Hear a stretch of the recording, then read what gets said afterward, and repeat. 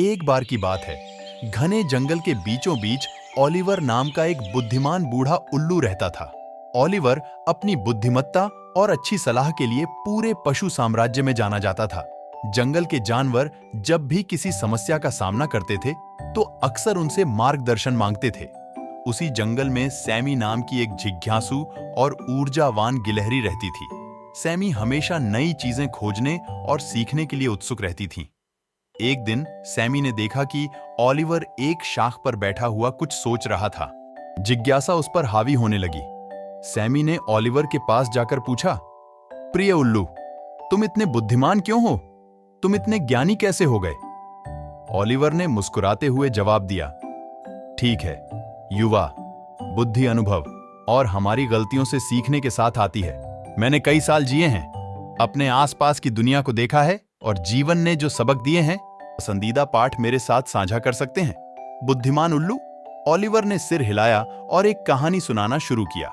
एक दिन एक बूढ़े पक्षी ने बच्चे को प्रोत्साहित किया, विश्वास की छलांग लगाने और विशाल आकाश का पता लगाने के लिए।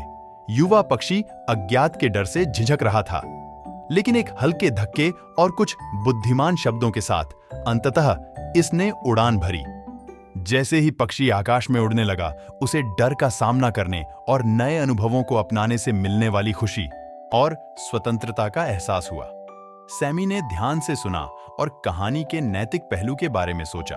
ओलिवर ने आगे कहा, कहानी की सीख प्रिय सैमी यह है कि विकास और ज्ञान तब आता है जब हम अपने आराम क्षेत्र से बाहर निकलते हैं और अपने डर का सामना करते हैं। जीवन का पता लगाने, सीखने और अनुभव करने से डरो मत।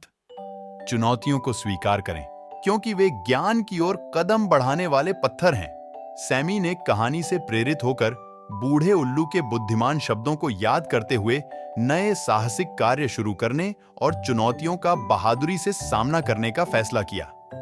और इसलिए जिज्ञासु गिलहरी और बुद्धिमान बूढ़ा उल्लू मंत्रमुग्ध जंगल में एक साथ रहते रहे, अपने अद्वितीय दृष्टिकोण साझा करते रहे और एक दूसरे से सीखते रहे।